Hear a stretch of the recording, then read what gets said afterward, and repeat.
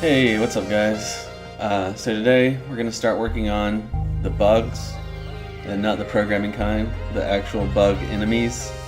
But we'll definitely encounter programming bugs too, rest assured. But first, I think we'll start with the ceiling bugs. They're really simple, easy. I've already got them kind of coded and just have new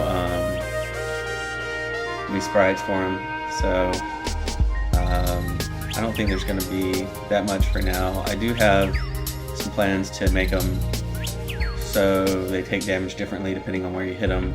If you hit them on the top where their shell is, they take greatly reduced damage, and then if you slide into them, they take a lot more. So I don't know if we'll get to that because I still need to go back and work on the slide and figure out some things with that.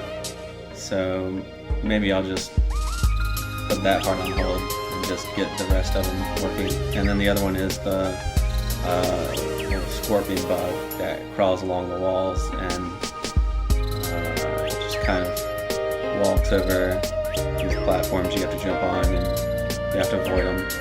Kind of like the little Metroid enemies that crawl along the floating platforms. Same kind of deal.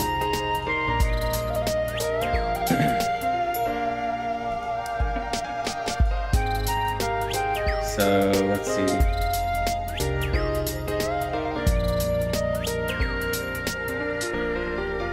They're called, I think, just bug. And we should have some of these guys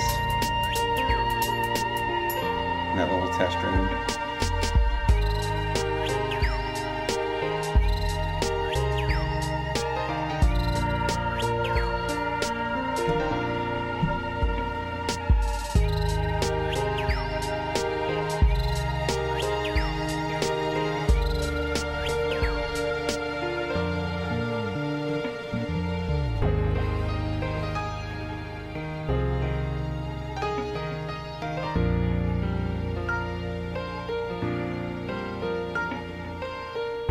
So there he is, walking along. He can also crawl on the ceilings, and if you're underneath him, he'll drop down and hit you or land on you and damage you. So I have some rooms where they're crawling along the wall and the ceiling, and you kind of have to try to avoid them. So let's go ahead and hook up his boxes and make sure that's all set up right.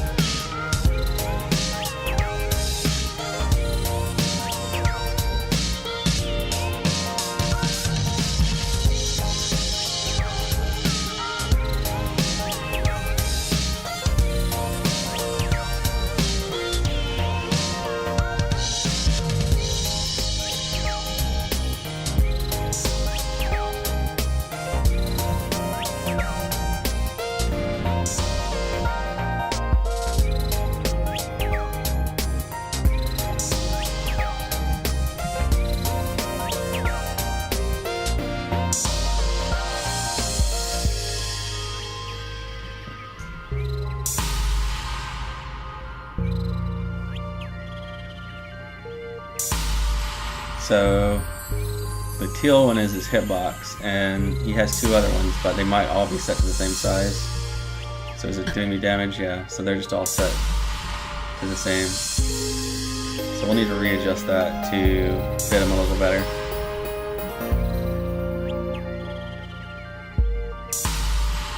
You know, this guy's actually bigger than the other one I was using, so I wonder why I had it that big to begin with. Oh well. Let's see.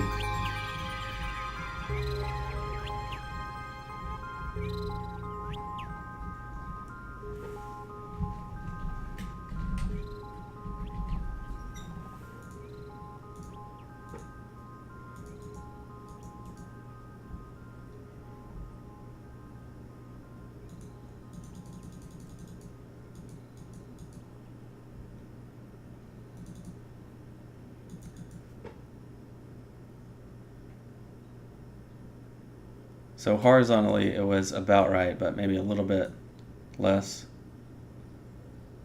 But the vertical needed to be about half. Something like that.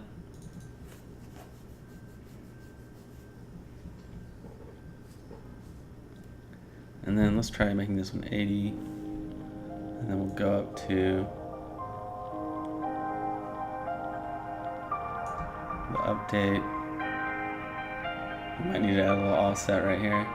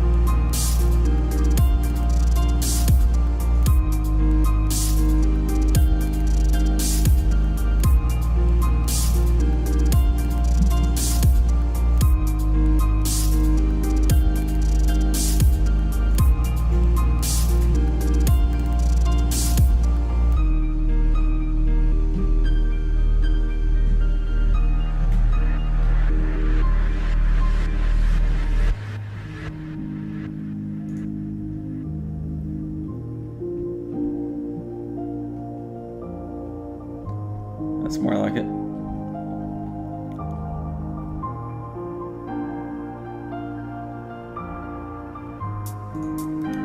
And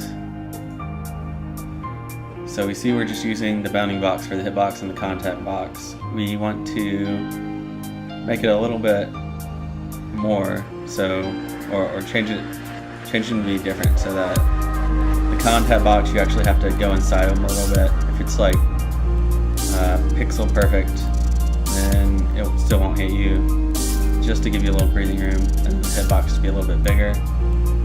So let's see, I think we do it on this guy. Let's look at how we do it there.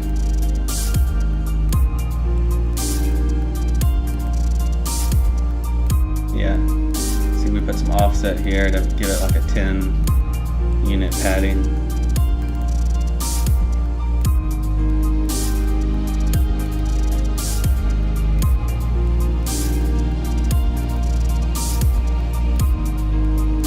Want it to be 10 unit padding. I mean, it's kind of small, so maybe it should be smaller. I'm not sure.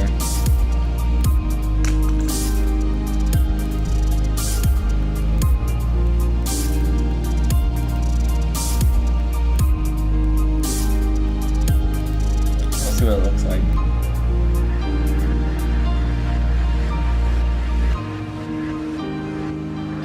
So now you see his hitbox is a lot bigger and the contact box is a lot smaller.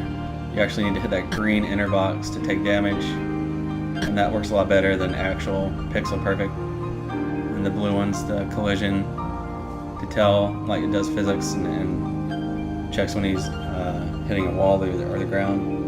And the teal is the actual hitbox where he takes damage. So is that a good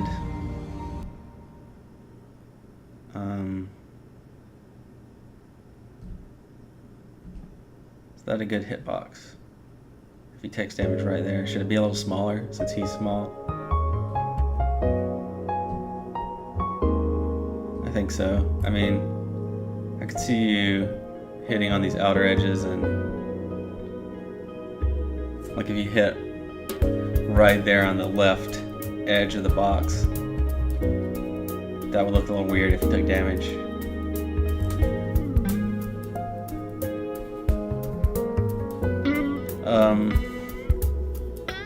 Maybe we'll make it a little smaller, but the other thing is that spike on the top of him. He needs to be hittable right there too, and he needs to have a contact box to be able to hit you. But we might need to just add another box for the contact and the hit for there. And not just that, but have it, when he was crawling on the ceiling too, have it upside down and change back and forth.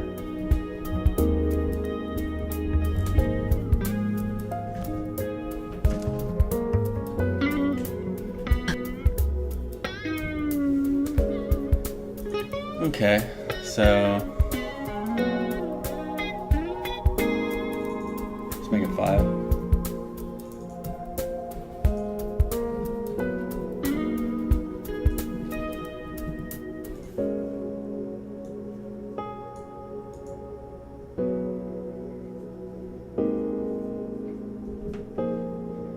And then we'll add a new box for both of these.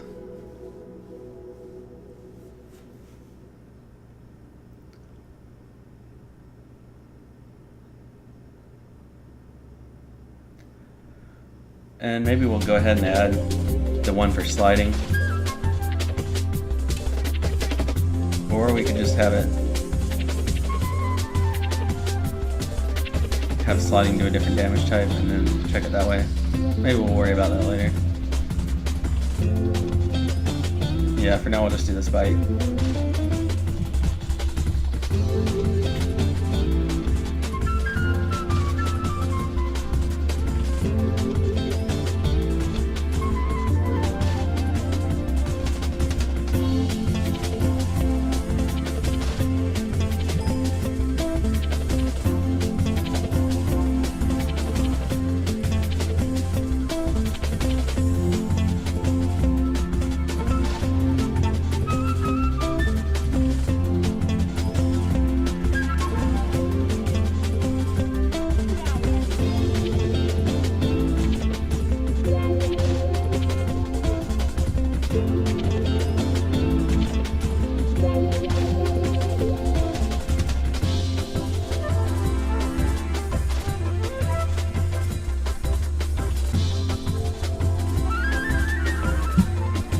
So now he's got a new contact box. It's not quite right, we'll have to move it over.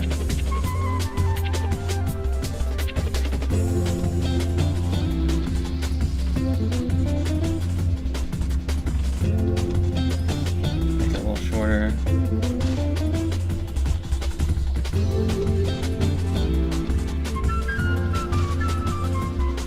Still a little too thick and not tall enough. We need to actually make it go way up higher.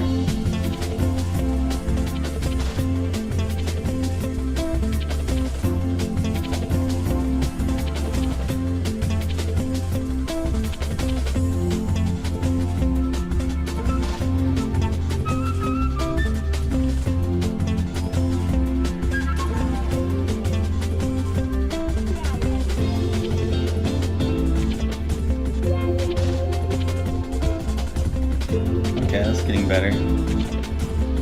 Now it looks more like it's actually on top. It's actually a little higher above. That's fine. So we need to be a little shorter and smaller.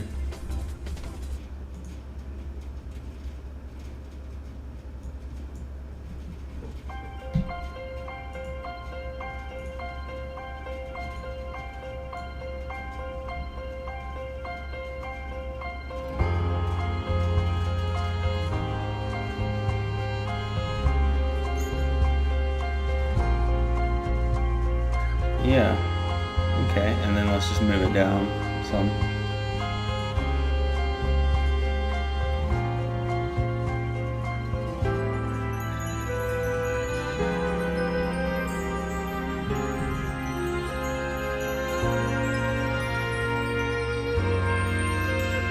We'll move it down a little more.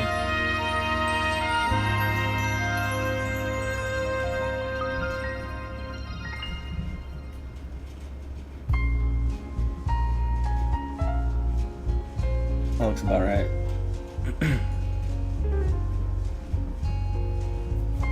And then whenever he's upside down, we'll just have it show on the bottom instead of the top. So that's the contact box.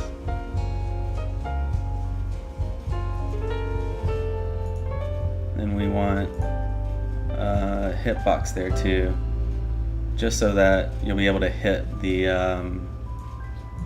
spike and do damage to it that way.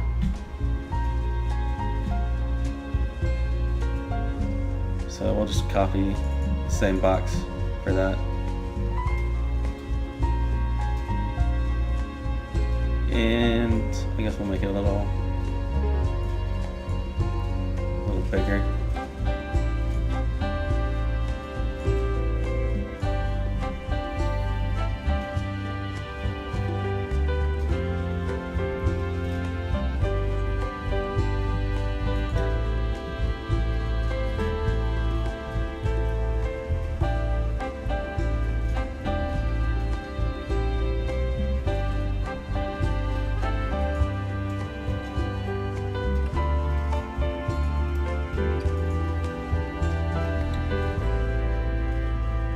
Actually, I'm going to take 5 off of here and then add 10 over here, I think. No.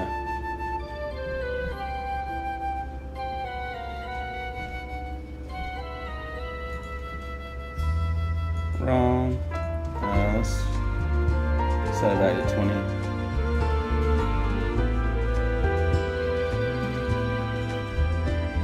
That.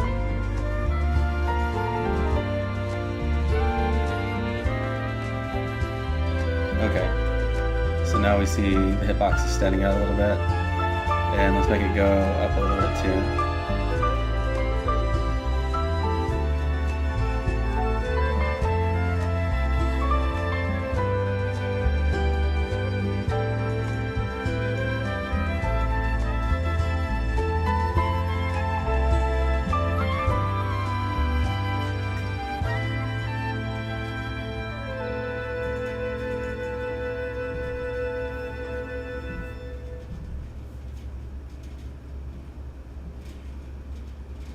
Okay.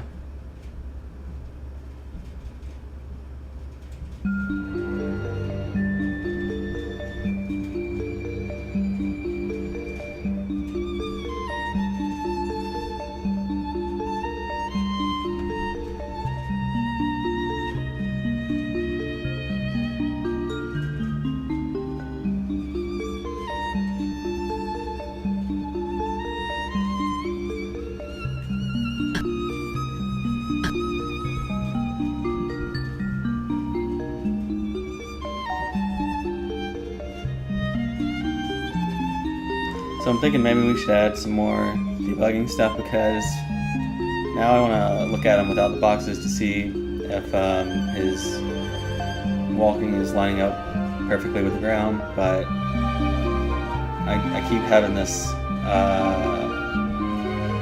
this need to do that, and every single time I have to go and change his access violation. What?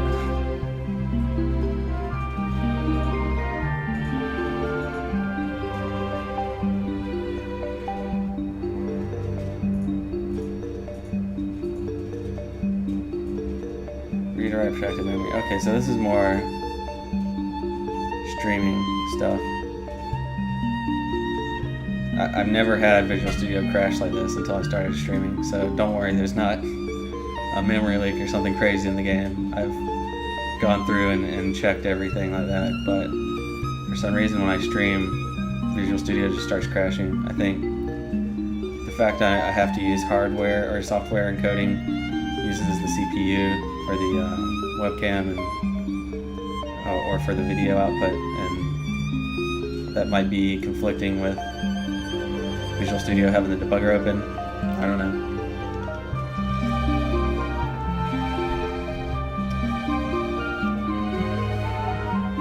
But it never gives any of these kind of errors when I'm not streaming. So we'll just ignore it as best we can. Now, what I was saying was, every time I want to take off the boxes, I have to stop, go in, change the debug value, and it would be nice if I could just press a button and turn stuff on or off. So let's do something like that.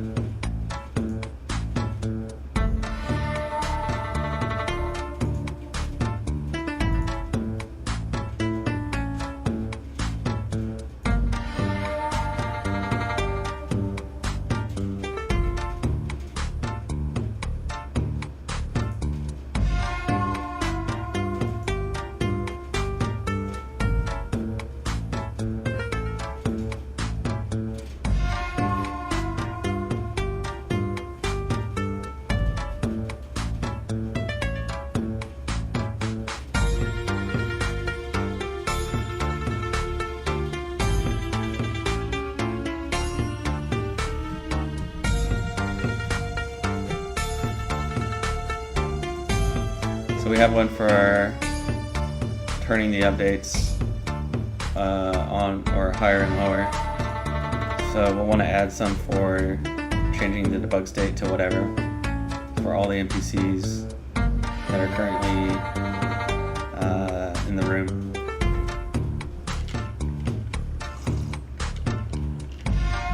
We have, I think, 5 different NPC states, so let's use YUIOP.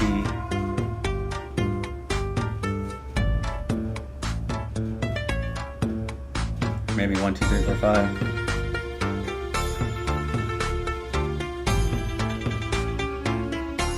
Would I ever want to use that for other stuff?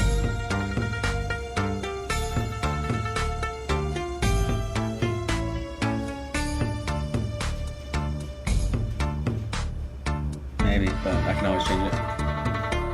1, 2, 3, 4, 5 for now.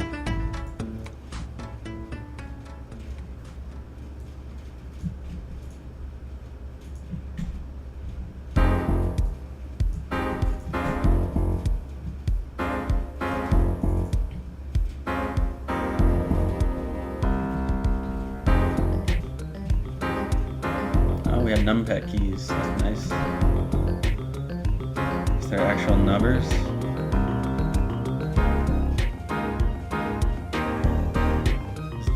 D 1, 2, 3, 4, 5.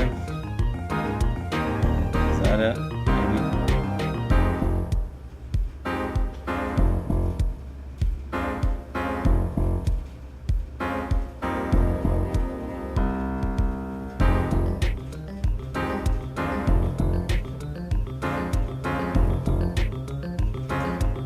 Let's try D1.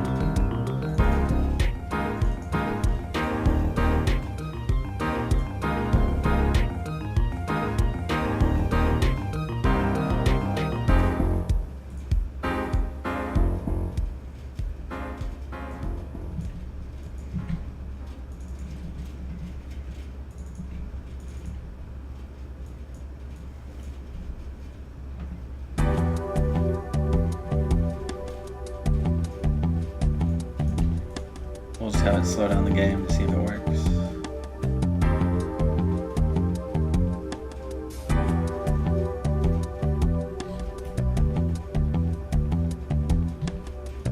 Yep. Alright. So we'll just use this.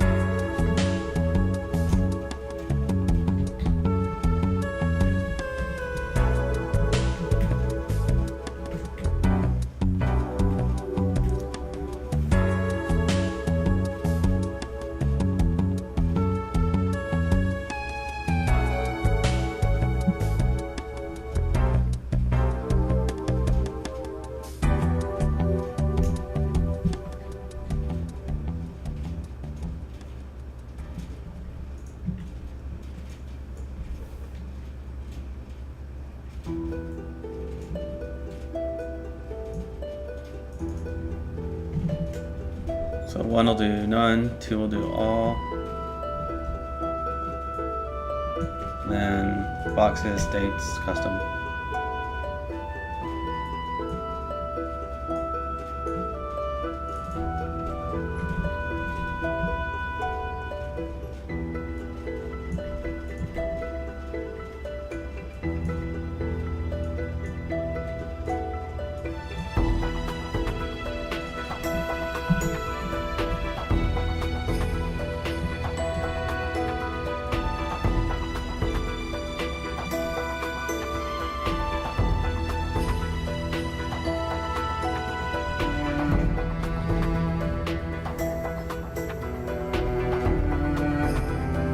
Okay, so that should fix that. And then got his hitboxes set up for the ground, pretty much.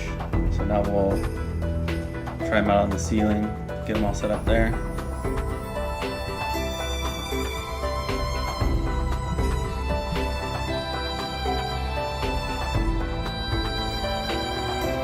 Let's see.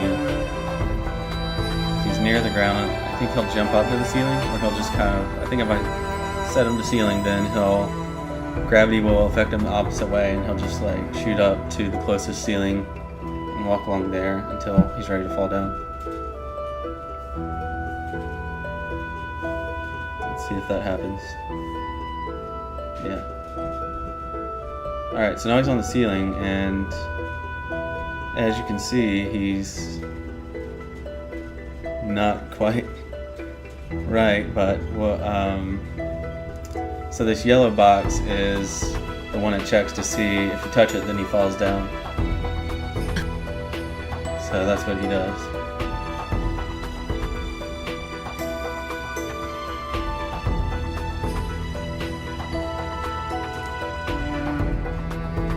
So we need to check those boxes, get them lined up right for ceiling mode.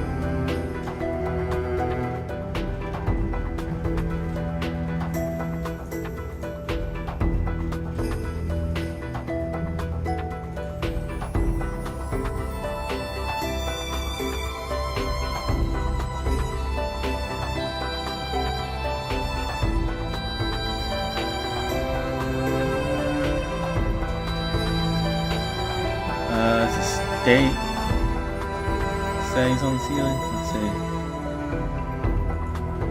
Yeah, on the ceiling. So we'll just check for that.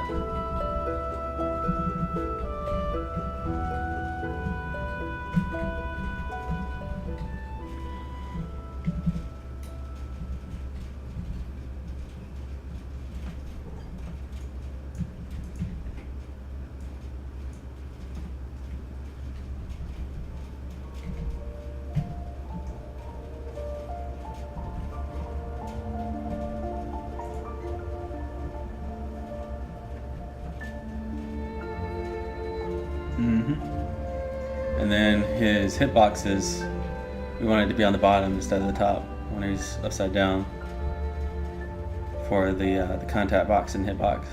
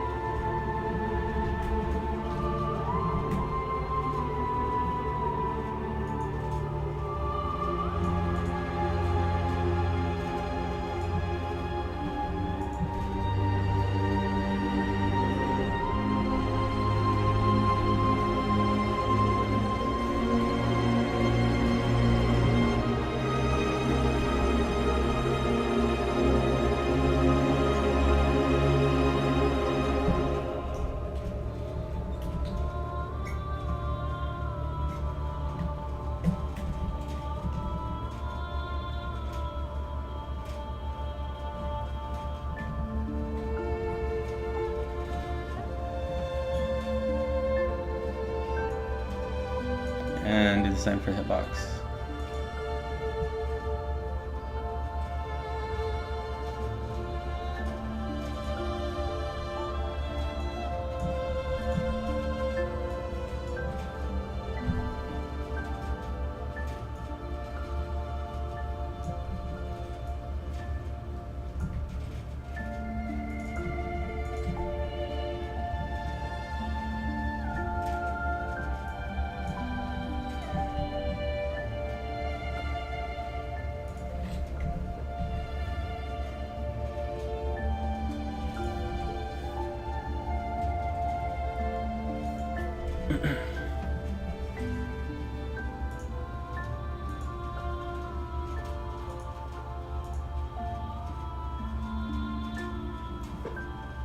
I guess that's a little too much.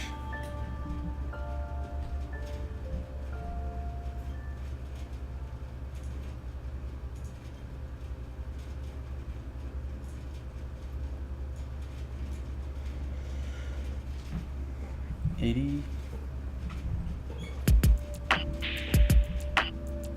72.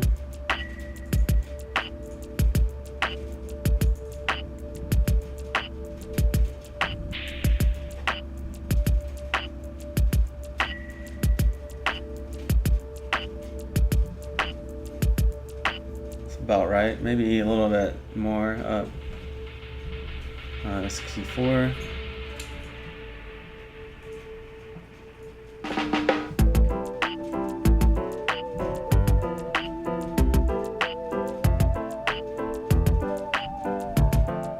Yeah.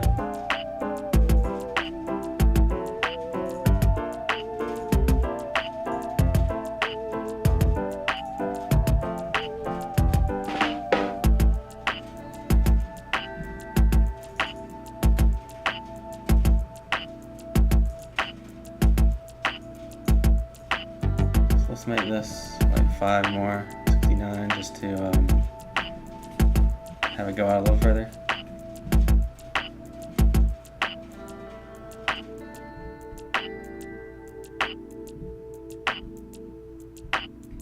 And let's test out our, yeah.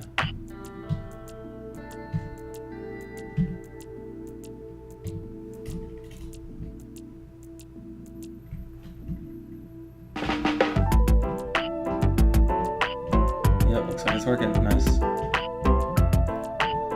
So is he crawling along correctly? Okay, he looks like he's crawling on the wall fine. And then we let him fall. Is he crawling on the ground fine, you know? I think that's right. Let's slow him way down.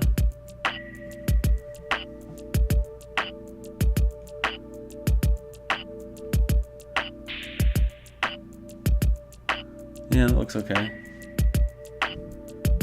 I could have him go a little lower since you see the character, her feet are kind of in there. But I don't know, it's not really that noticeable. Or maybe it is. Maybe I should have him go a little lower.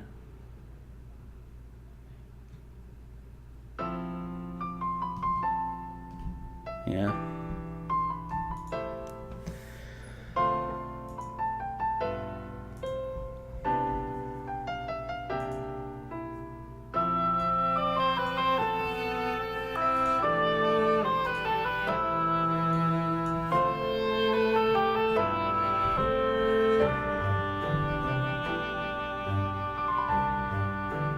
Wrong way.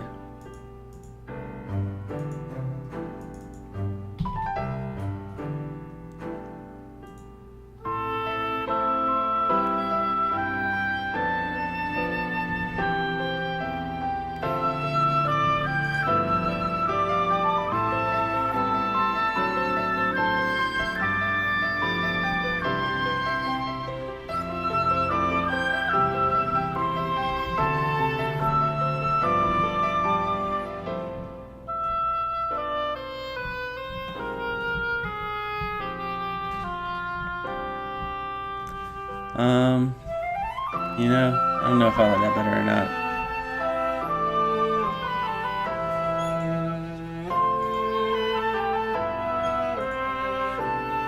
Run back.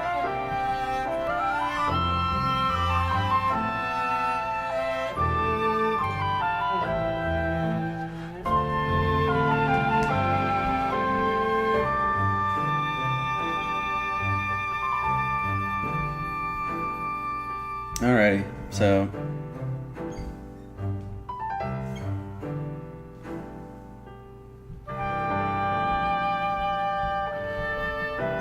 let's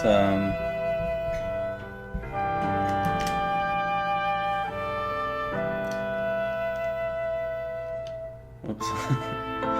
That's the old take you back to menu thing. It's still there because we're drawing it on the background. That's pretty funny. Yeah, I used to have a button that takes you back to the title screen, but we're not gonna need that. It's gonna have an option to take you there, but in the old version you used to save from the title screen part. So let's see if, yeah.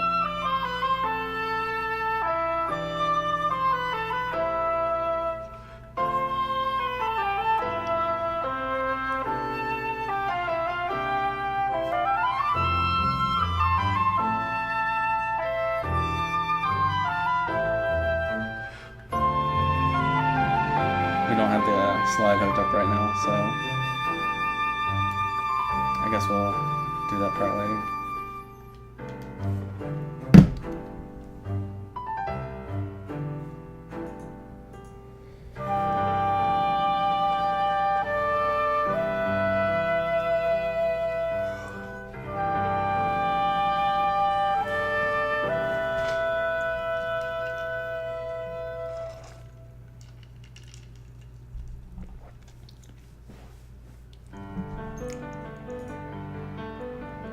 Alright, so let's move on to the next one, the wall crawler bug, and try to get him hooked up. We'll need to add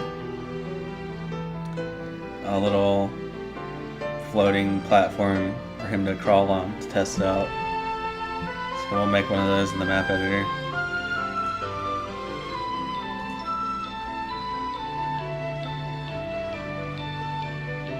Hey, what's up, Robo Warrior? Thanks. I didn't do the graphics, by the way. It was another artist. You can find a link to his Twitter in the information about part. But he's the real talent here. He drew all these beautiful graphics for the game.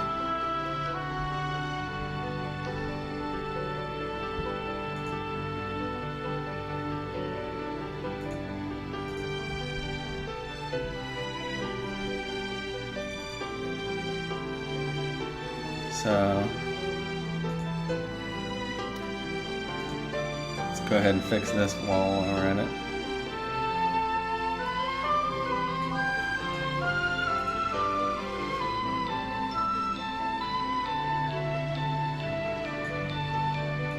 So we'll just add like a block here.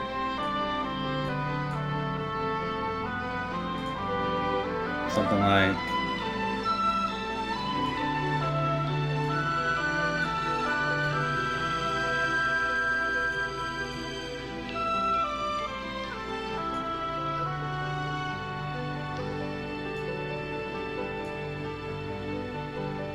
so a nice little cross for him to crawl up and down on.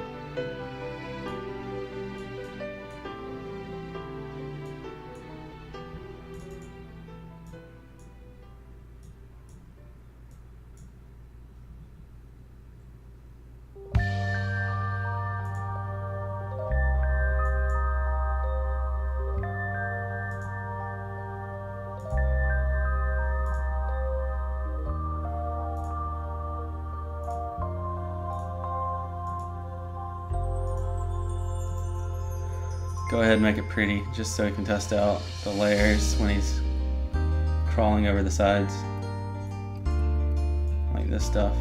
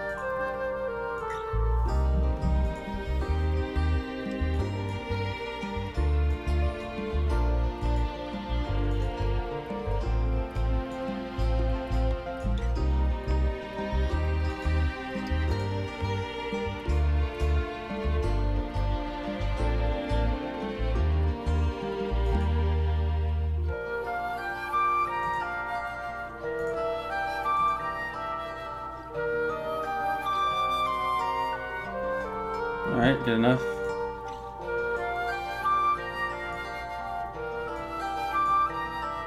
There's a little display bug there. But that's fine.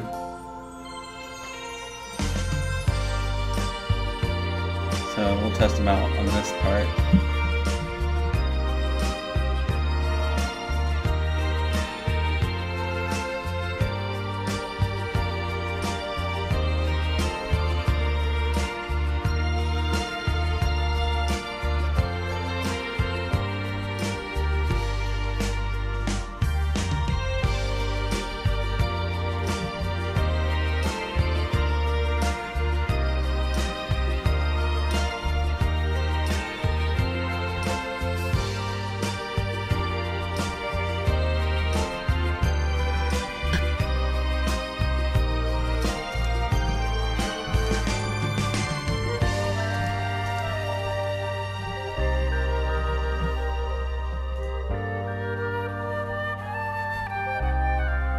And then we'll add the bug, I guess.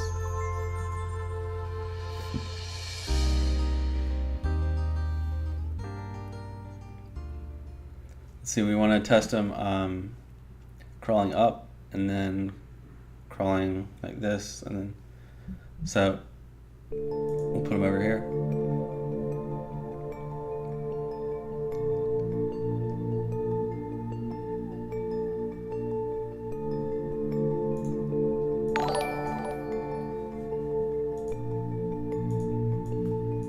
Hey, thanks Pitbo Box.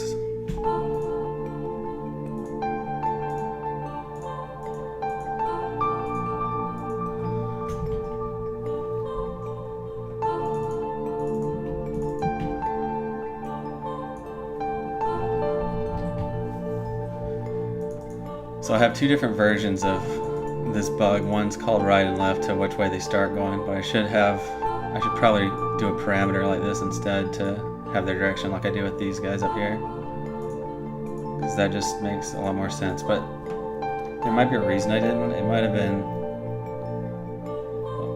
I don't know, I forgot. I guess we'll worry about it later.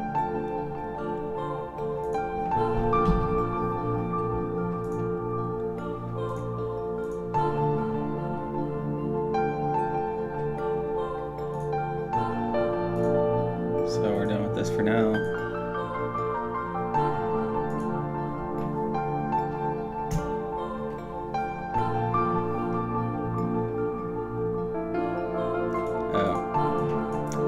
There is no wall crawler left. It must just be he's left by default. And then if I want him to go right, I use that one. Alright, so there he is. Is he gonna work? Nope.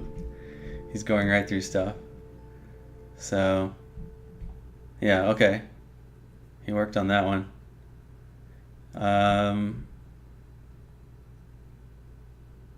Is he gonna pay attention? No. It might be that I have two different blocks and he's only trying to work with one. And you see how he just kind of immediately switches to like this and then bam. So we want to actually have some kind of rotating. I can rotate them in the code, and I'm going to try that first to see if that looks good. If that doesn't do the trick, then I might have to make an actual like turning or bending animation to try to make it look better. But we'll see. First we'll get them working on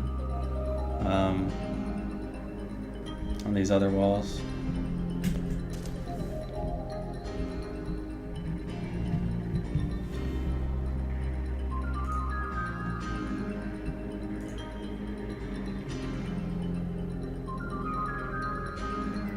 How easy is Monogame? Well, it's basically just a framework, so it's like writing in C# code for the most part, and the Monogame stuff just gives you some tools to do stuff easier, like a lot of the rendering stuff. It gives you functions to do all of that stuff with a nice easy function, and a lot of the importing graphics and other stuff that you need to do in a game normally. It'll have nice, easy to use functions for that, but you're still going to have to code everything in C#, so it's gonna be harder than a game maker program or something like that. You'll have to actually know how to really program to use it.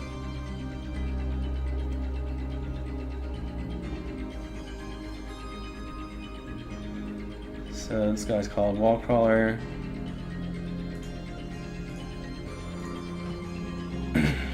Okay, so first let's add the debug drawing functions that we have from these other guys.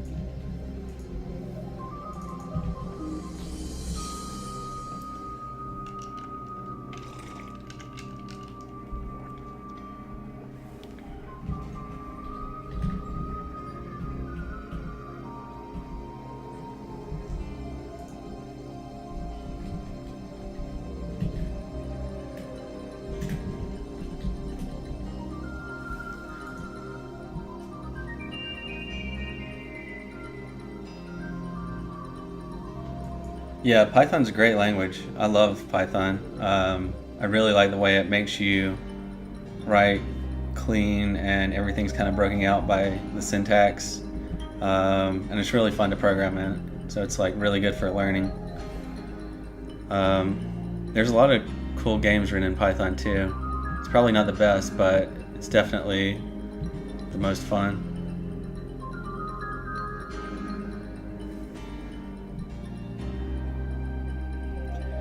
Okay, so I put these walls on the layer, the front layer, to where he'll crawl behind, like in front of them. So that works, but it's also covering up the states, which we kind of need to see. So maybe I'll go back and change it.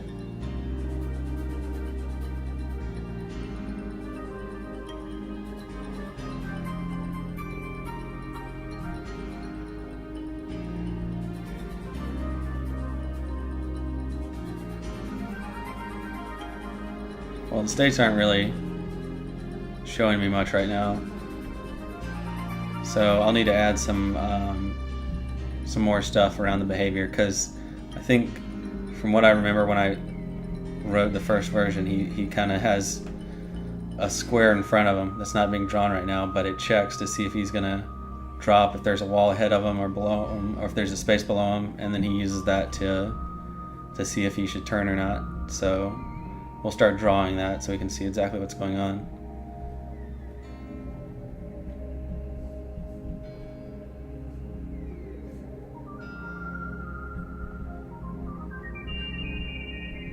Oh yeah, I've never done any GUI stuff in Python. I've basically just like done some like game tutorial stuff in there, but I've seen some pretty cool games written in it before who do some like open source stuff and went through the code, and I was really surprised that it's such like a simple, clean language, but you can do all this stuff that you can do in C# or any language with object-oriented programming and stuff, and it's just really neat the way it's set up to look nice and be easy to read.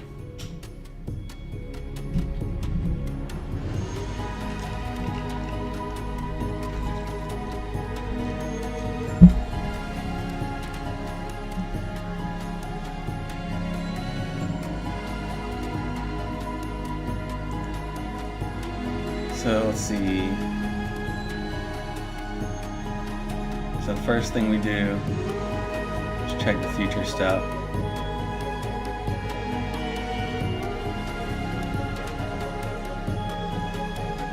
so it's a polygon. Let's go ahead and draw that.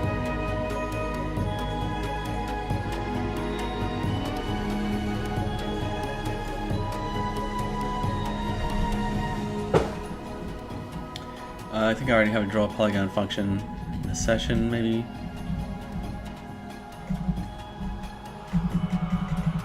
I know I do it somewhere.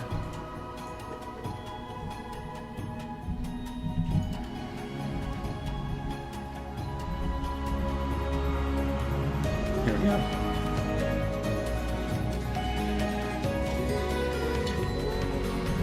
Let's make this public.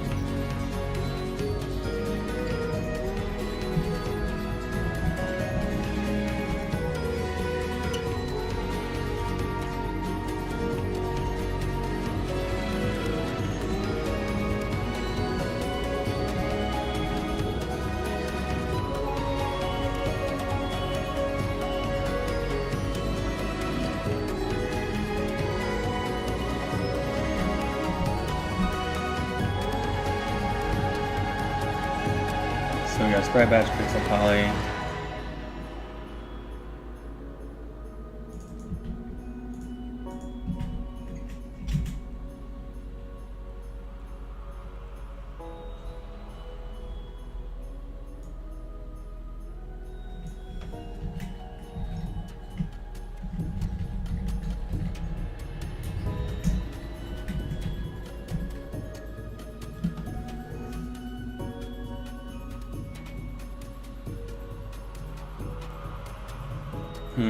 Can't draw it.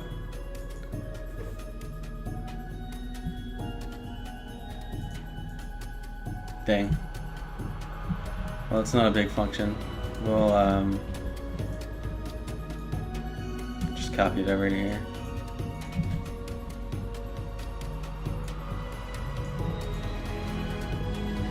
Because the session is a static class, so can't use it in a non-static method. Oh dang. This is gonna be the same thing, I bet. So, let's see.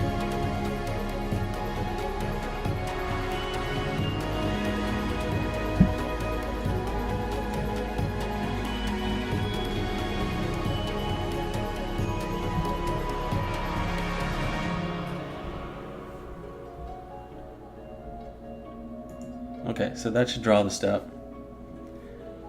And show where he's checking to see when he should turn.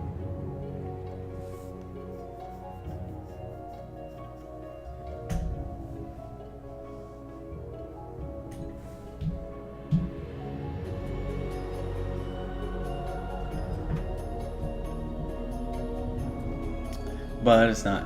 Oh, there it is. That red one. Okay, so it's just getting covered up. Oh, dang. Look at that. It's not taking the map offset, scrolling offset into account, so it's following along where I move, and that's messing it all up. So let's go fix that.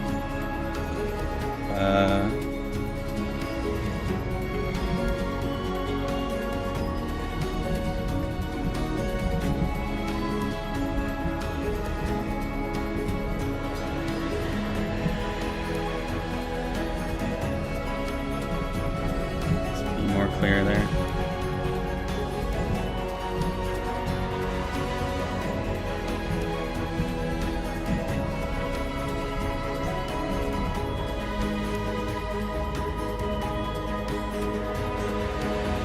Seems very dependent on proper formatting.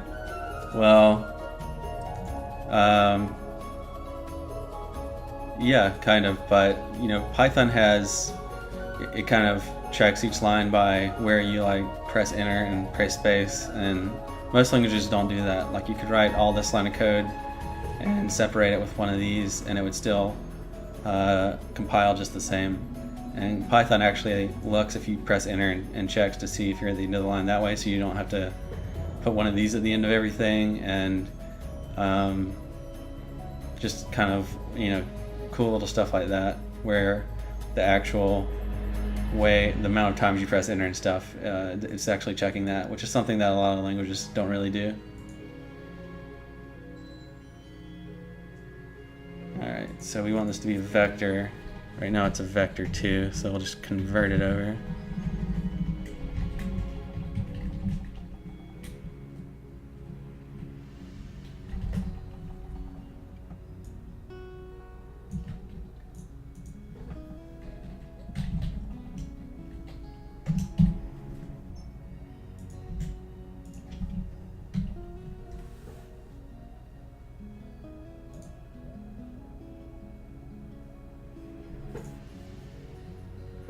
Alright, so that should make it draw it properly.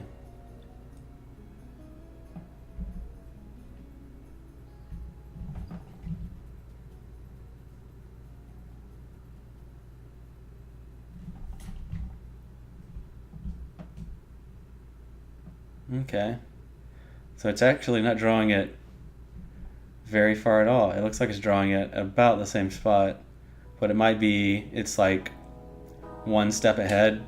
And so it's checking to see, like, you see whenever it gets to the edge, and it's a spot where it's like one step ahead, which is, I guess, 1 unit. So it's like 1 pixel ahead. And if that position 1 pixel ahead would fall normally, then it just does a turn instead. So that's how we're checking it. But it doesn't look like I have a thing to check for the horizontal walls. We need to see if you're gonna hit a horizontal wall, then it needs to go up.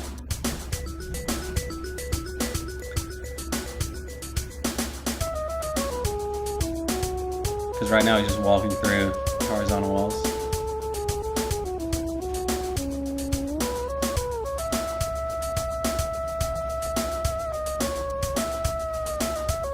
In terms of the HTML, yeah, HTML is way easier than any like real language, but you know, it can still be complicated. Like if you go to a big website and look at the HTML, it'll be crazy complicated, but they use CSS a lot of days that breaks stuff down into HTML, and there's a lot of JavaScript stuff that generates HTML, and you know, looking at pure HTML can get crazy with modern websites. But I worked on this stuff for like a decade, so I've seen a lot of HTML in my time. JavaScript's actually a pretty cool language. How it's this language that just manipulates HTML, but there's still all this really cool stuff you can do with it.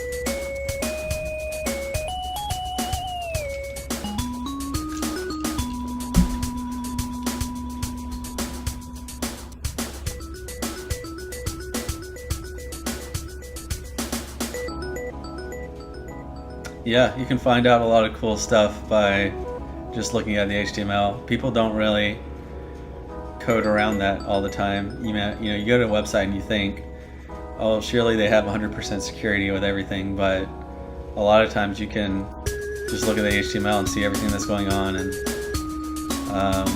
they don't even try to hide it.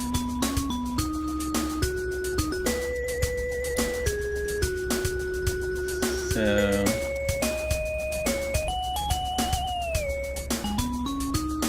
you want to check that future step.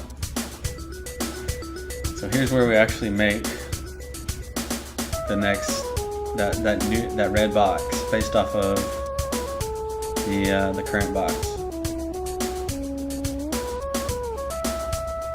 and then we check for a polygon collision, and we just return if it hits something or not.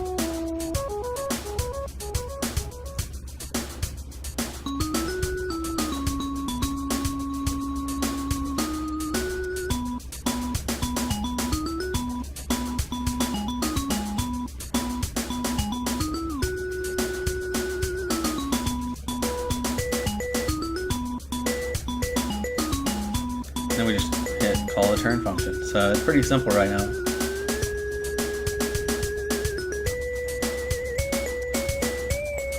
And we'll just swap his velocity. We put him in whatever state and rotate him, and that's all we did.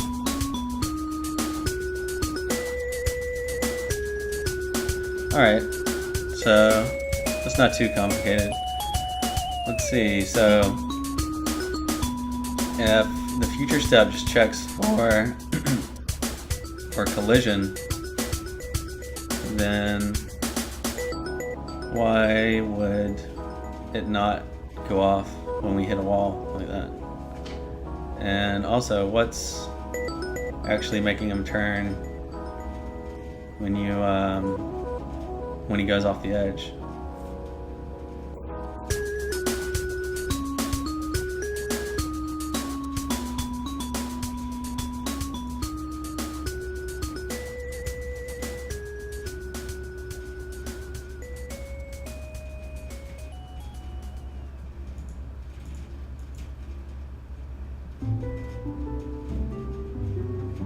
Oh, okay, so it returns if we're hitting any polygon. So if he's walking along the ground, he hits it, and if he doesn't hit a polygon with that next step, then we turn. So this is only checking for if he falls off of the platform. Like if he would normally fall, then instead he just turns down. So if he does hit it, we don't have a thing that checks for a horizontal collision, like straight ahead forward collision with a wall, and then tells him to turn based on that. So we need to add something like that.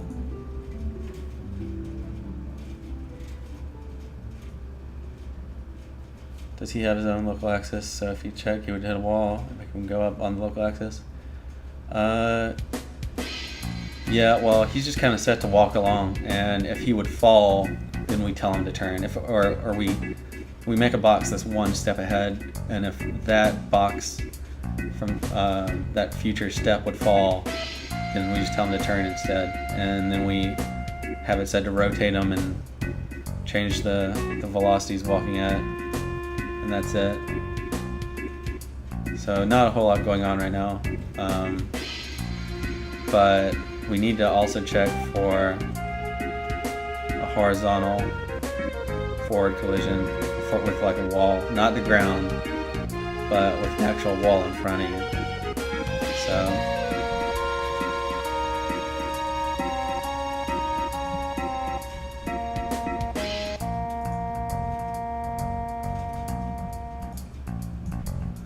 let's make a new function for check wall hit.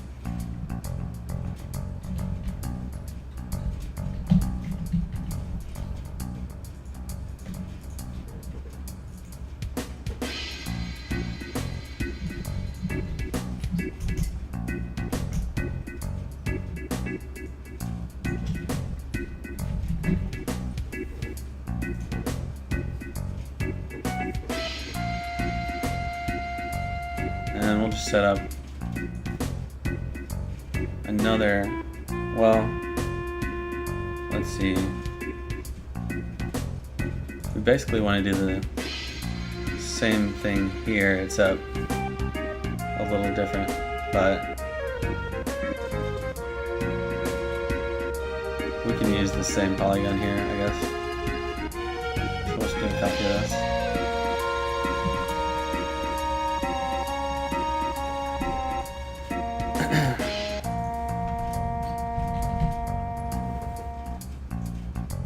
So we'll do the same thing, put a box ahead of them, we'll do a collision, and then instead of just returning if it's hit, we'll return if it's a horizontal wall hit. Or not horizontal, but just like if it's a wall hit in the direction that he's moving in.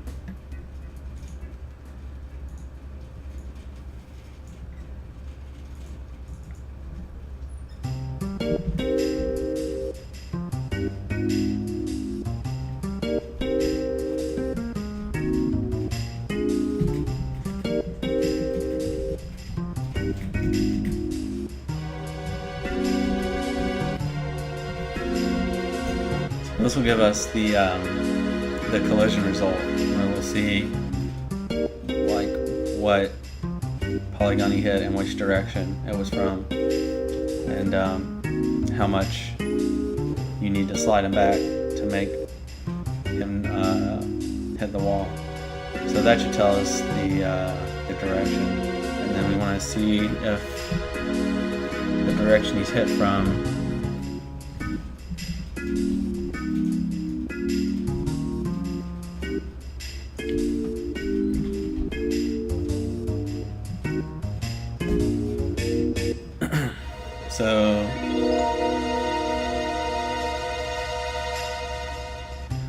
So we might have to check which direction he's in when we check this, but for now we'll just do when he's walking to the left. We're gonna say if we hit the wall and it's saying we've got to move him back this way, so if the x is positive, or if it's greater than 0, then that'll be a hit.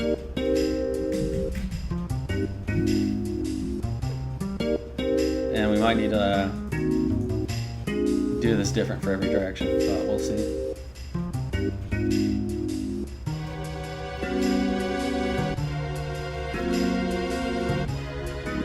So if he does hit, then we turn. Is this going to turn him the right direction? I don't think so. I think it's going to make him go down when it should be making him go up. So we might need to make another turn function that has logic for hitting walls too. Maybe turn wall or something, but let's see if this actually works first.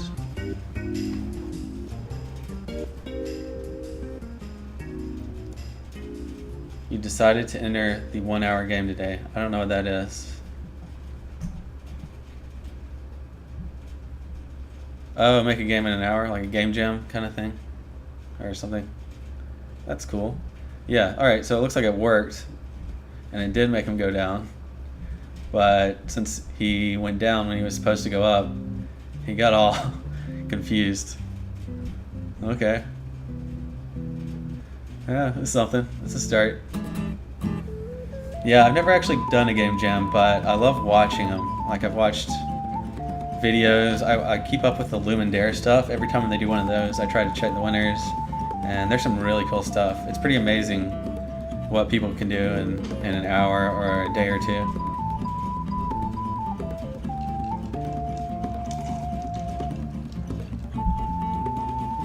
Funnily enough, now he's actually ignoring the other walls and doing that and just going along the top and bottom. It's kind of cool.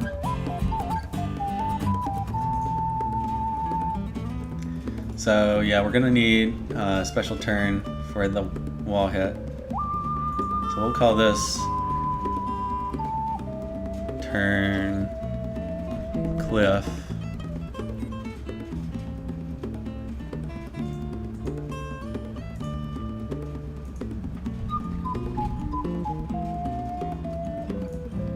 And this turn wall.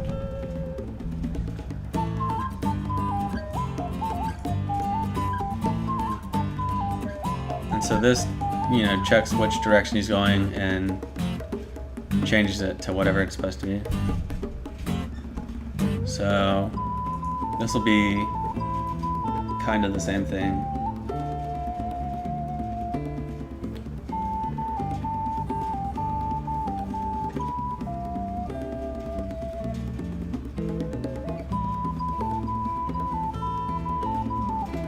So if he's going left, then we want him to go up instead of down. And then we want his rotation to be the one it's supposed to be for up. Oh, wait.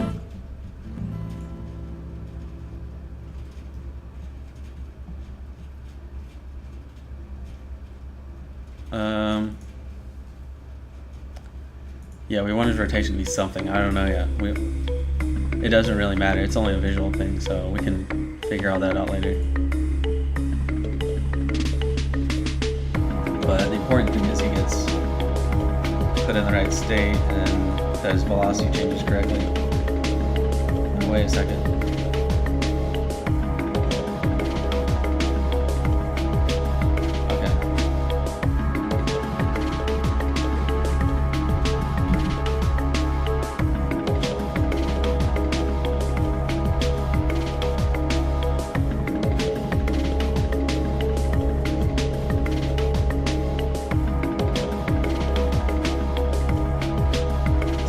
velocity,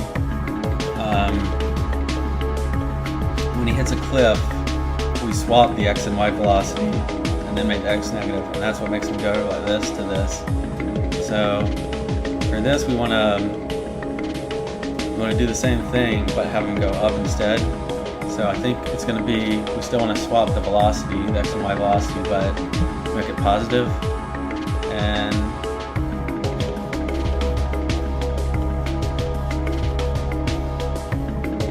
we might need to make this negative, but I'm not sure. Let's test that out a little bit. And let's go ahead and change all the states. So if he's going left and hits a wall, we want him to go up. If he's going down and he hits a wall, let's see.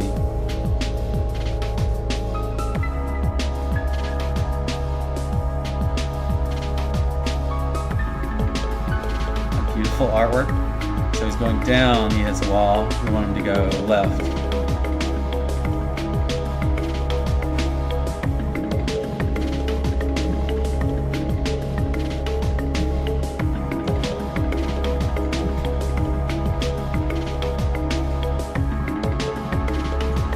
Then he's going right.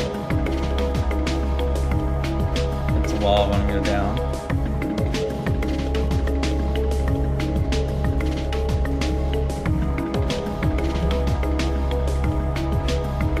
And finally, he's going up. He hits the wall, we're going to go right.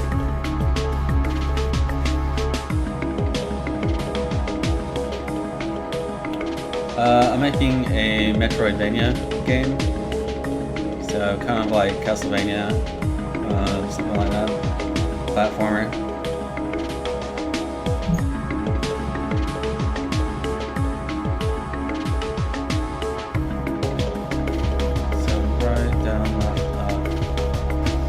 We don't have to change this one. Maybe we changed it earlier.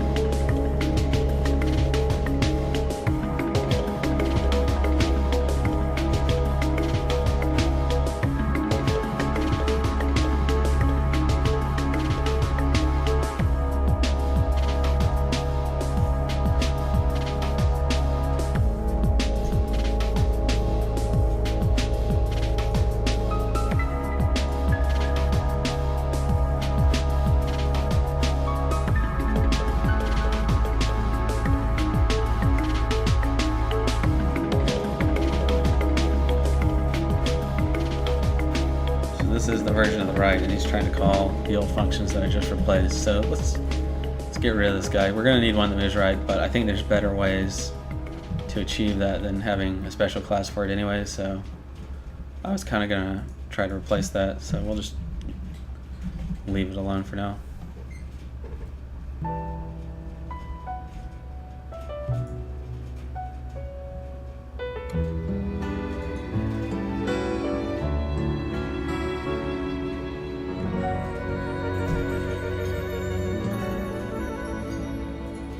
Whoops, it doesn't. I removed that enemy, and there's still stuff that uses them. So let's find out.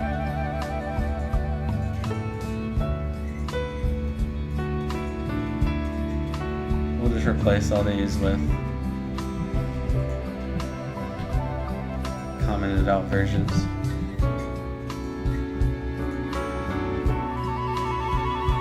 That'll work.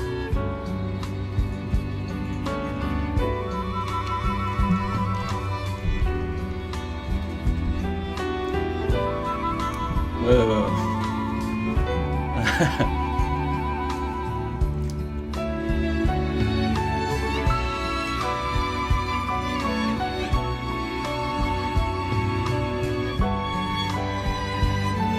I saw him like pop off at the start and go way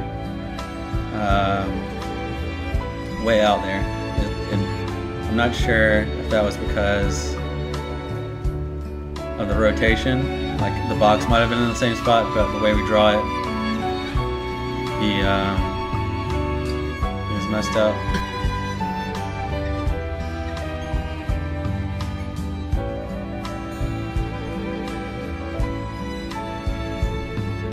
Yeah, okay. So his box is right. It's just the way we're drawing him. We're not setting his rotation correctly. We only change the direction, not the actual rotation. So let's go back and change that,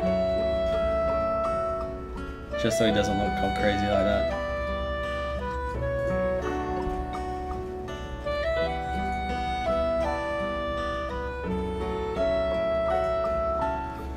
So each of these rotations correspond with a certain direction, but I can't remember just by looking. So let's go back to that turn and clip, because this one should be correct. So when he's down, it's negative pi over 2. Okay.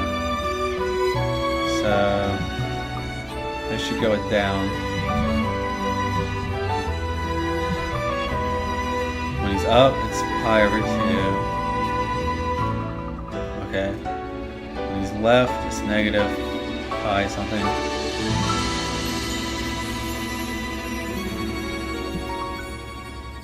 Okay, so that should be right. So I just need to switch left and right, yeah.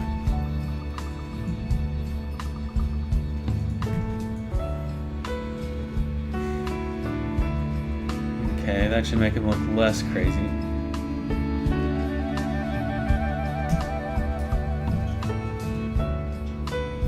There we go. So we're starting to get somewhere. Not bad.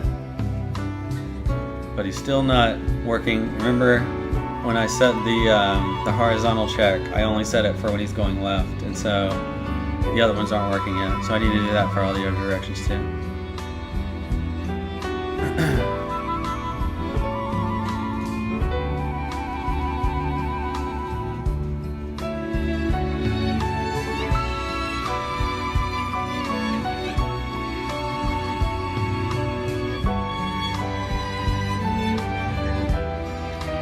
So this is when he hits the wall. Right now we're only checking if the collision result is pushing him to the right, which happens when he's walking left and hits the wall. We need to have it see which way he's turned and then go based off of that. So we're going to say if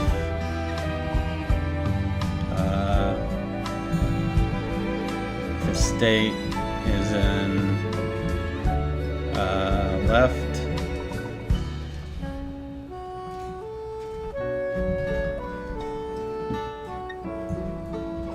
then we do it this way.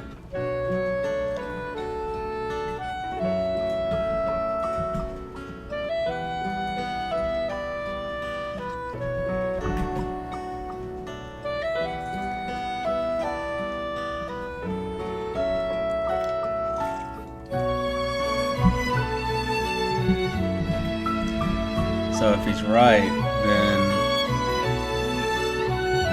we just want the other way. So he's walking along from the right, and the wall pushes him this way. That'll return a -1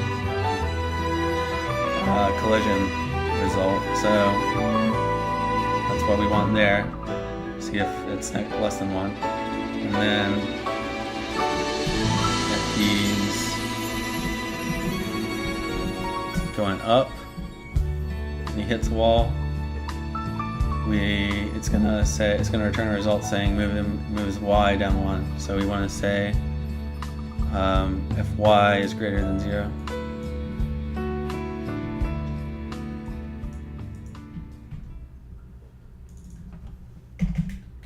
And then down is going to say if y is less than 0. So it's going down, and it says moves y value by -1. So yeah.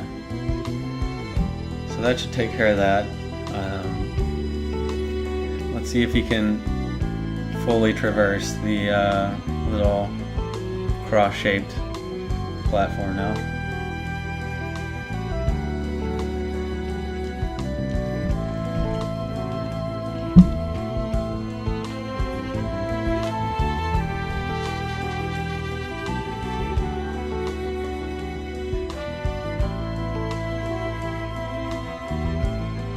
Yeah. Okay. Well, it's registering it, but it's telling him to run to go the wrong way. So he was going down, he hit a wall, and it should have told him to go left, but he told him to go right instead. So,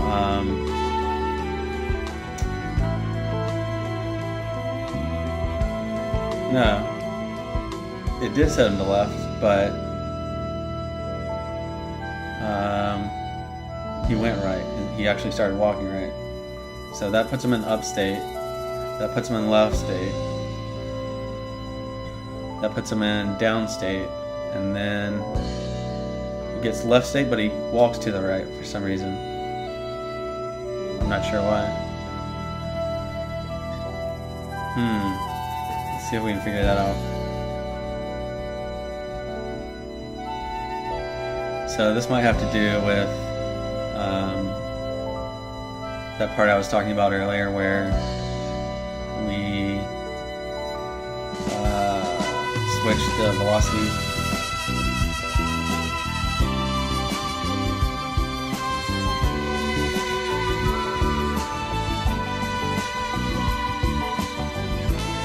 Okay, so right here. I was thinking maybe we need to add this here. Would that make a difference? I think it would. Let's try that and see what happens. That might be what I'm missing here.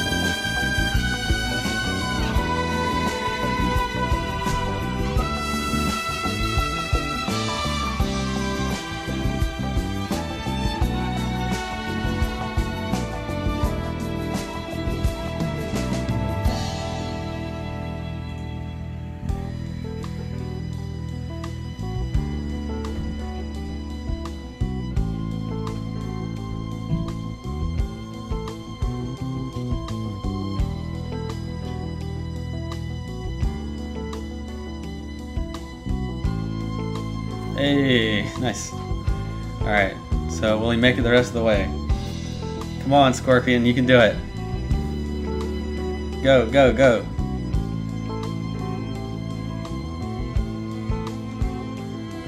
Yeah! What a trooper. Awesome.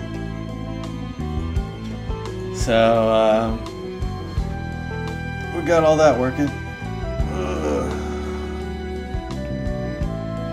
So next up is to, yeah, I did it. Next step is to actually make it so he actually looks good while he's turning instead of just going like doing a split midair. We want to make him get to the turning point and then enter a turning state. And while he's in the turning state, he's going to slowly rotate to the position he needs to get into, and that'll make it look a little smoother and hopefully that'll look okay. If not, I might actually need to try to, I don't know, do something to make it look better, but we'll go with that for now.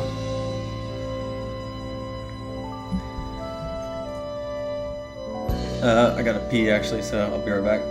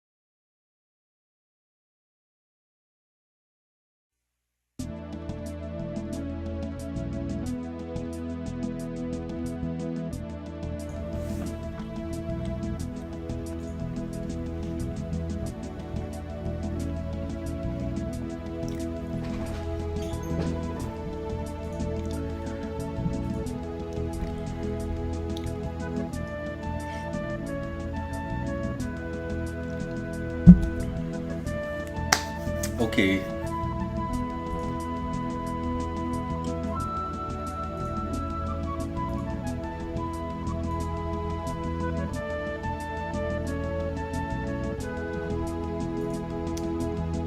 Alright, so these are all the states he's got. We're gonna add one for turning. Now, do we need to have turning for each direction? I don't think so. We can start off with just turning. That might be enough.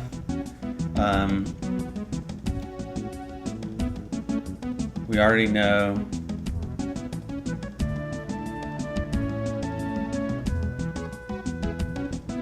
we'll already know the starting rotation and the ending rotation. So we just need a turning state to say hold him still while he does the turn. And we will need to add some 2 variables to keep track of starting and ending rotation, but that's it.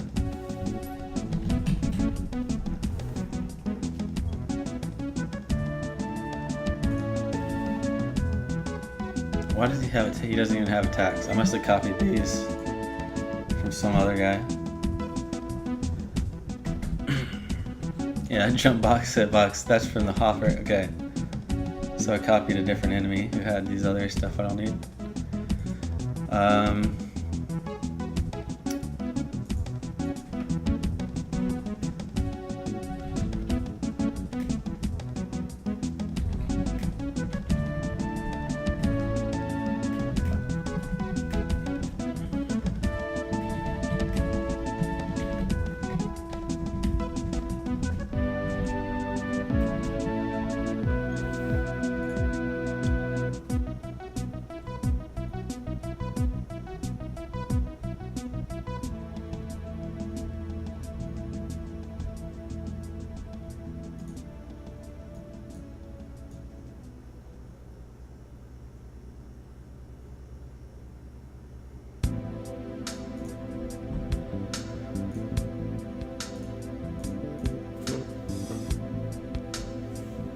So we'll need to do this for every kind of turn you can do.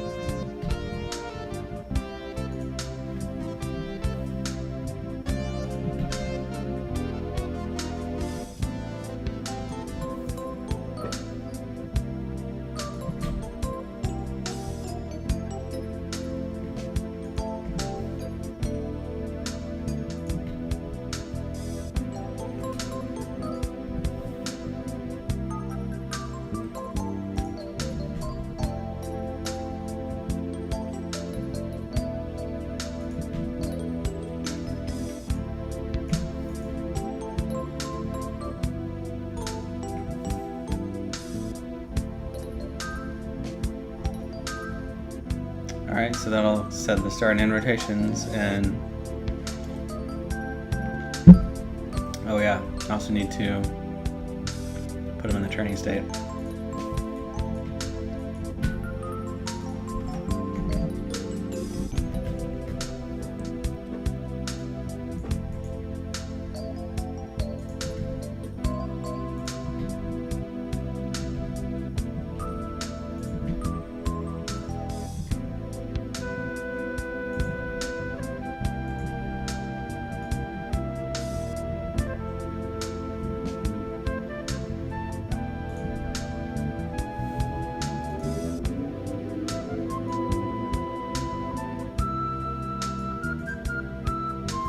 So that's the setup, and then I'm gonna go to the main update, and we'll say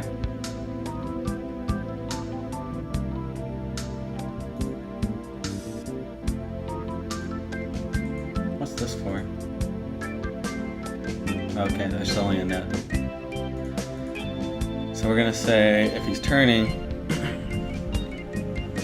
do something else.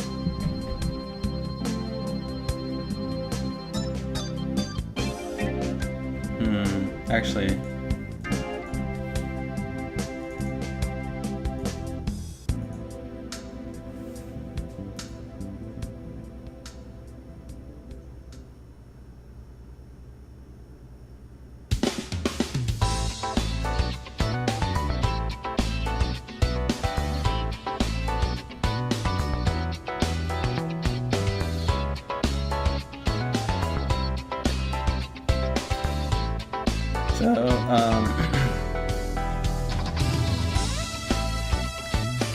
maybe we should do it right here instead. Is there anything in here we need to call when he's turning? No. We don't want to move him, do anything else.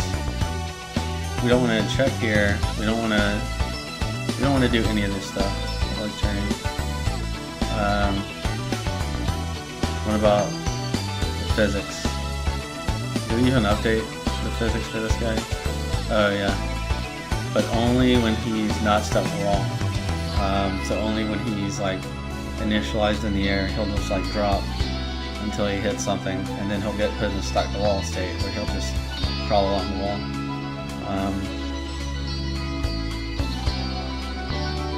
So that doesn't really matter. And we want to update the boxes, the combat, position, offset, animations. We want to do all that stuff. So yeah, we can do it in here. And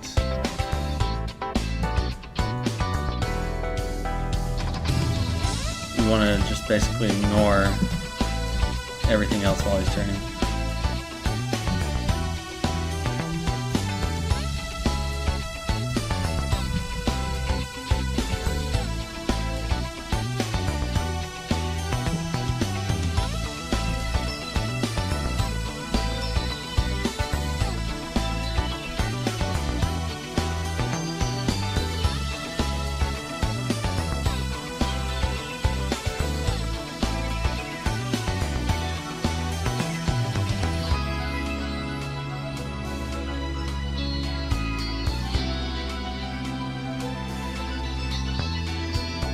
Alright, so when he's turning, we want to say, we want to just change his rotation basically, and have it slowly move towards, from the start rotation to the end rotation. But how do we know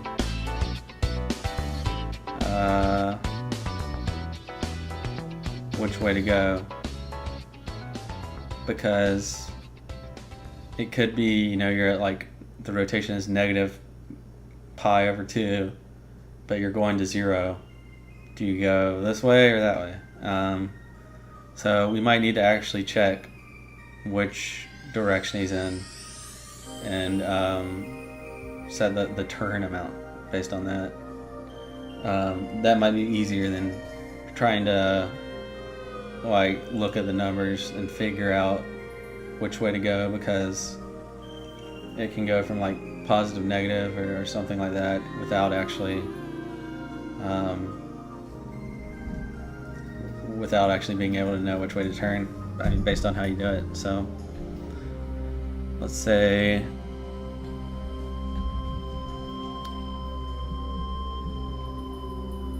yeah, let's just do it by directions.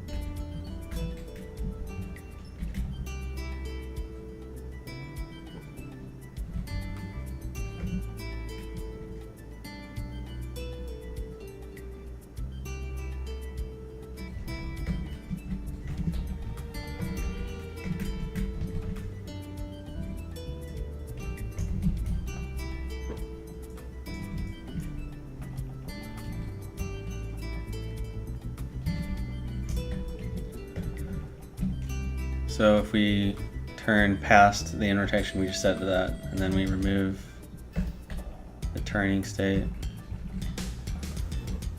And that should do it. Now I'm not sure if we actually need to increase the rotation here or decrease it. I got no idea. So we'll just have to look.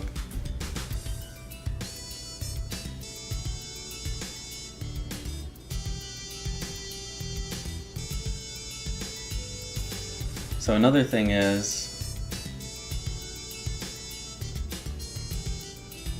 once he's in the turning state, his direction state has already been changed. So we might need to keep track of it from before we change it.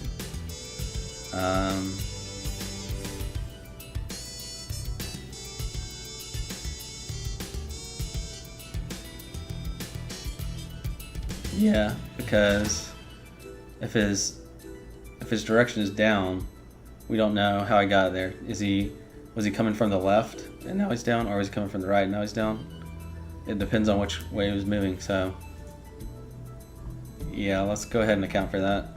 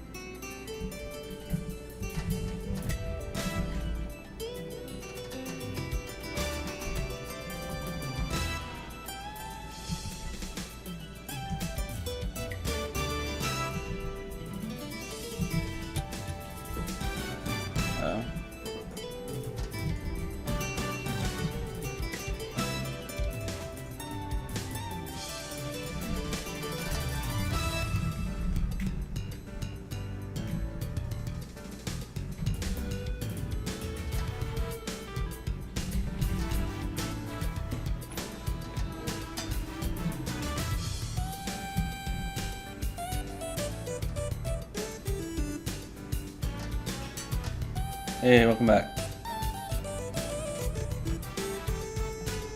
What's the Game Jam for? Is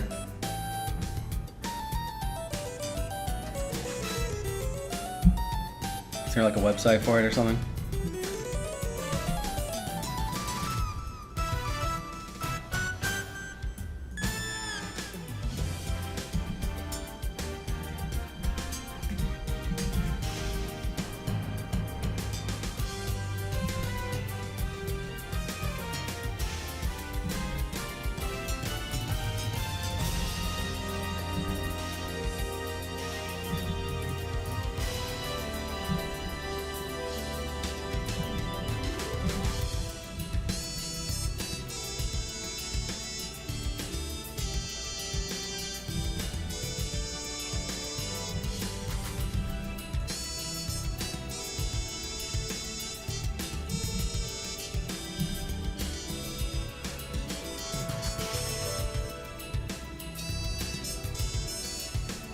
OneHourGameJam.com. Cool. You have any ideas for what kind of game you're making, or do you have any kind of like planning beforehand? I know on the Lumen Dare they like keep the theme a secret and then don't tell you until the day before or something.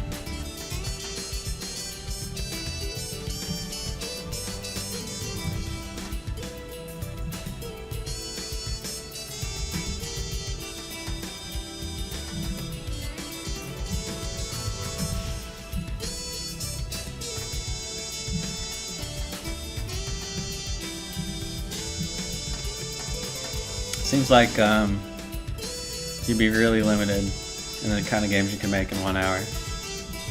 You'd have to prepare for that hour and then just be able to crank all the way through it, because you wouldn't be able to do anything with like that needs like elaborate testing or debugging or a lot of design in terms of code like under an hour.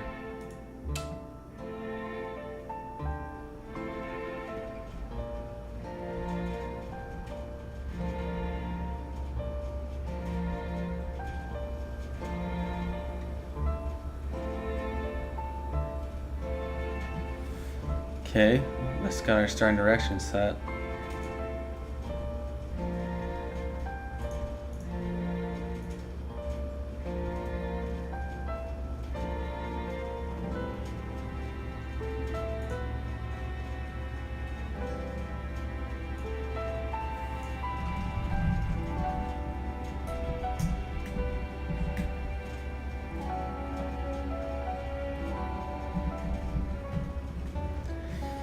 Alright, so if he's coming from the left,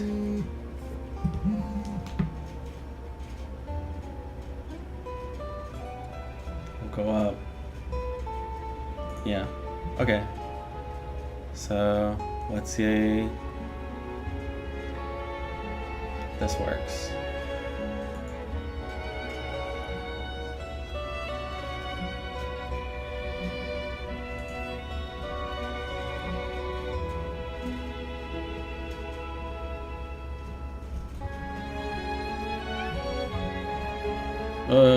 Okay.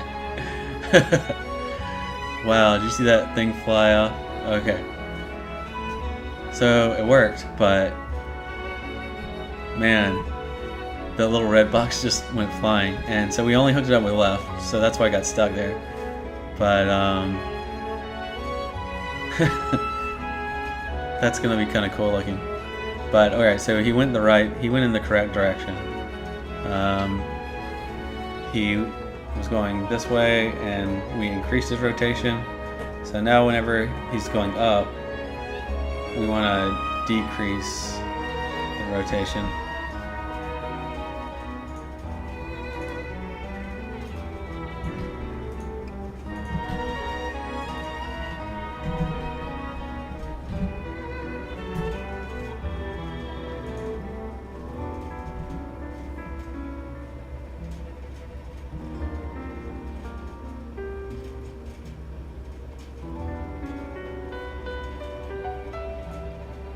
And we want to say if it's less than the end rotation, because it's always going to be greater.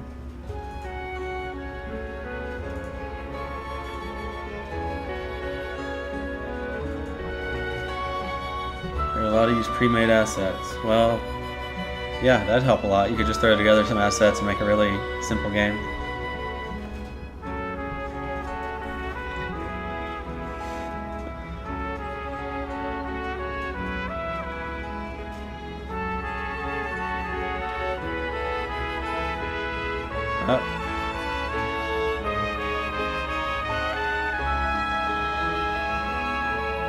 Okay.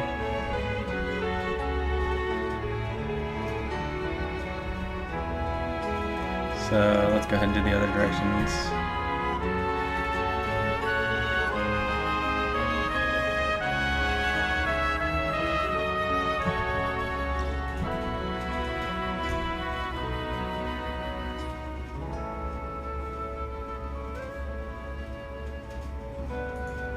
So for right, let's say you're walking along to the right, you hit the wall, you want the rotation to, I think, increase. So let's try leaving it like that. And then for down, he's walking down.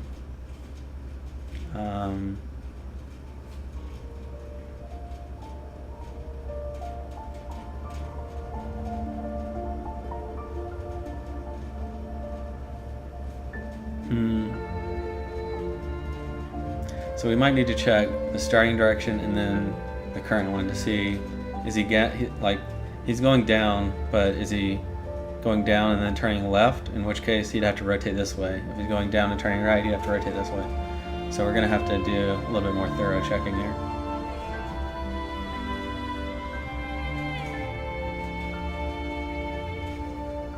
But let's just see what this looks like.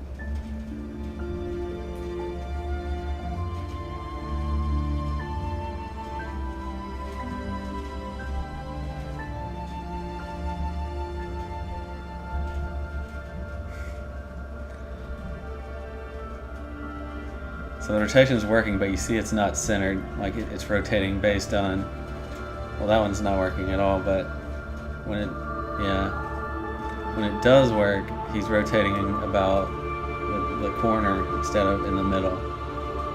Yeah, like that. So we're gonna have to set the origin into the center of the sprite so that he actually stops in place and rotates. Whoa. I still don't know why that step is getting thrown out into space, the red box, every time he rotates, but that's pretty funny.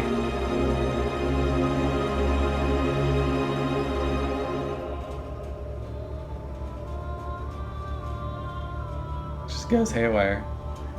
But yeah, so it's somewhat working. It looks like the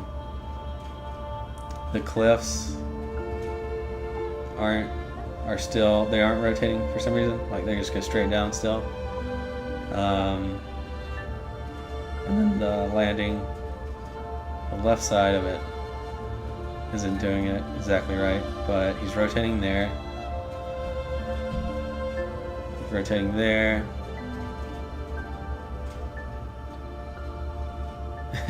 Rotating the wrong way there. Once again, he's doing like full counterclockwise on the lower right. But yeah, it's something.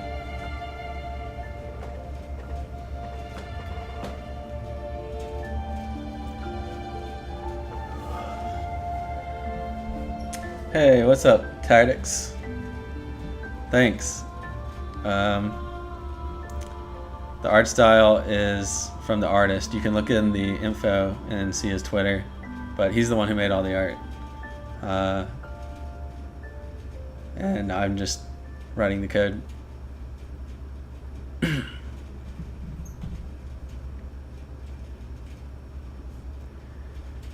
So this looks pretty good. I think we'll be able to get all the rotations fixed up today. But I'm getting a little hungry, so I'm gonna go eat some lunch, and then I'm gonna come back and do the rest. So thanks for watching, everybody. I'll be back in a little while. See you later. Peace out.